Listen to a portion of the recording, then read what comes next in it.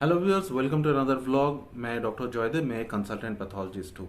इस चैनल में मैं डिफरेंट हेल्थ टॉपिक्स जो है उसे बहुत ही ईजीएस्ट वे में एक्सप्लेन करता हूँ ताकि इसे समझने में कुछ प्रॉब्लम ना हो। आज का जो टॉपिक है वो है haemoglobin E disease. Haemoglobin E disease क्या है, ये क्यों होता है और इसका फीचर्स क्या है।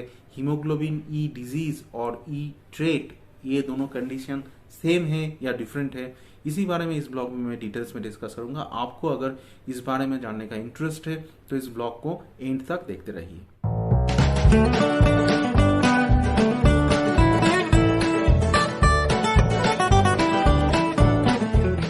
तो हीमोग्लोबिन ई क्या है, ये समझने से पहले हमें देखना पड़ेगा कि हीमोग्लोबिन, नॉर्मल हीमोग्लोबिन का स्ट्रक्चर क्या है। नॉर्मल हीमोग्लोबिन और हीमोग्लोबिन ए जो है हमारे ब्लड में है, ये इसमें दो कंपोनेंट है। Haem that means the iron component, जिसमें आयरन है, और दूसरा कंपोनेंट है ग्लोबिन जो एक प्रोटीन है, और ये प्रोटीन चेन फॉर्म में रहते हैं। तो ये जो चेन है, इसमें इस चेन का स्मॉल स्मॉल सब यूनिट्स जो है वो different types of amino acids है। So basically haemoglobin is composed of two components. The first one that is haem, और दूसरा जो कंपोनेंट है वो है ग्लोबिन। ग्लोबिन के अंदर जो ग्लोबिन चेन जो है उसके अंदर different types of amino acids are there, और ये जो एमाइनो एसिड्स है इसका सीक्वेंस भी फिक्स्ड है। ये है नॉर्मल हीमोग्लोबिन। तो हीमोग्लोबिन ई है एक एबनॉर्मल फॉर्म ऑफ हीमोग्लोबिन, जहां पे क्या होता है, ये जो बीटा चेन है उसका जो एमाइनो एसिड सीक्वेंस है उसमें कुछ चेंज होता है, और ये चेंज जो होता है ये बहुत ही माइनर चेंजेस होता है। ये जो बीटा चेन है उसका 26th पोजीशन में नॉर्मली ग्लूटामिक एसिड बोल के एक एमाइनो एसिड है जो रहता है।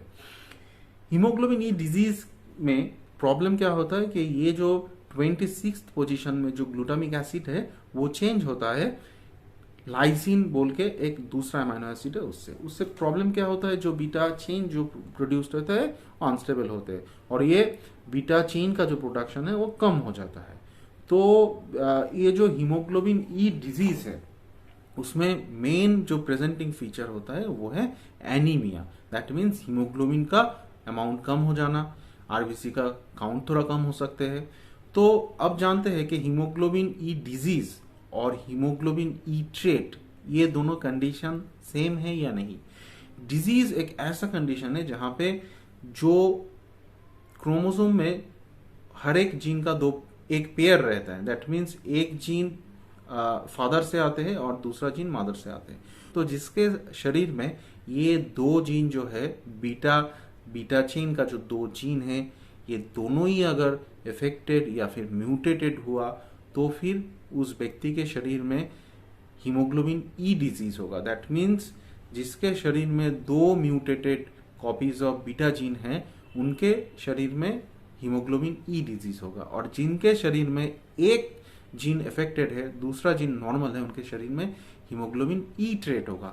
जब दोनों ही जीन डिफेक्टेड है, that means in case of haemoglobin E disease, so वहां पे हीमोग्लोबिन का जो प्रोडक्शन है वो थोड़ा कम रहता है।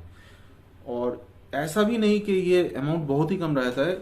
बीटा थैलासीमिया मेजर के केसेस में बहुत कम हीमोग्लोबिन प्रोड्यूस होते हैं, लेकिन हीमोग्लोबिन ई डिजीज जो है उसमें हीमोग्लोबिन थोड़ा कम होता है लेकिन ये बहुत कम नहीं होता। उसकी वजह से इसका साइन सिम्टम्स उतना सीवियर नहीं होता। जो साइन सिम्टम्स होता है वो मेनली थोड़ा माइल्ड एनीमिया या फिर पैलर हो सकता है, उसके साथ माइल्ड हेपाटोमेगाली, और या फिर mild splenomegaly. That means spleen जो है उसका साइज थोड़ा बड़ा हो सकता है। तो ऐसा कुछ फीचर्स रहता है। और हीमोग्लोबिन ई ट्रेट जो कंडीशन है वो most of the times this conditions are asymptomatic, मतलब इसमें कुछ फीचर्स ही मैक्सिमम टाइम में डेवलप नहीं करते हैं। दूसरे कुछ रीजन से अगर सीबीसी या फिर कंप्लीट ब्लड काउंट किया गया तो मैक्सिमम टाइम में ये हीमोग्लोबिन ई ट्रेट डिटेक्टेड होता है। ऐसा नहीं है कुछ प्रॉब्लम हुआ और किसी ने ये हीमोग्लोबिन ई ट्रेट का टेस्ट किया, ऐसा नहीं होता है। मोस्ट ऑफ द टाइम्स क्या होता है कि दूसरे कुछ रीजन से अगर सीबीसी किया गया तो उसमें कुछ माइल्ड एबनॉर्मलिटी दिखा जा सकता है, जैसे कि ये एमसीवी बोल के एक पैरामीटर्स है सीबीसी में जिसे बोलते हैं कि मीन कॉर्पस्कुलर वॉल्यूम, वो थोड़ा कम हो सकते हैं। पेरिफेरल ब्लड में एबनॉर्मल कुछ सेल्स जैसा टारगेट सेल्स वगैरह ये सब रह सकते हैं। तो ये जो पेशेंट्स, ये जो पर्सन्स है जिन्हें HBE ट्रेट है, वो मैक्सिमम टाइम में ही एकदम नॉर्मल रहते हैं, उनमें कुछ फीचर्स नहीं डेवलप होता। और जो हीमोग्लोबिन ई डिजीज है उनमें माइल्ड सिम्टम्स डेवलप कर सकते हैं, जैसे एनीमिया, हेपाटोमेगाली, स्प्लीनोमेगाली, और हीमोलिसिस होने की वजह से थोड़ा बिलिरुबिन रेस्ट रह सकता है, ऐसा कुछ माइनर फीचर्स है। तो आज के वीडियो में हम लोगों ने जाना कि हीमोग्लोबिन ई डिजीज क्या है, हीमोग्लोबिन ई डिजीज और ट्रेट में क्या डिफरेंस है, हीमोग्लोबिन ई डिजीज या फिर ट्रेट क्यों होता है। तो आप अगर इस ब्लॉग में नए हैं तो ब्लॉग को सब्सक्राइब करना मत भूलिए, और सब्सक्राइब करने के साथ उसके पास में जो बेल आइकन है उसे प्रेस करके ऑल नोटिफिकेशन ऑन करना भी मत भूलिएगा। और आप मुझे फेसबुक में भी फॉलो कर सकते हैं, लिंक डिस्क्रिप्शन में मिल जाएगा। Till then take care and stay fit, be healthy. Thank you.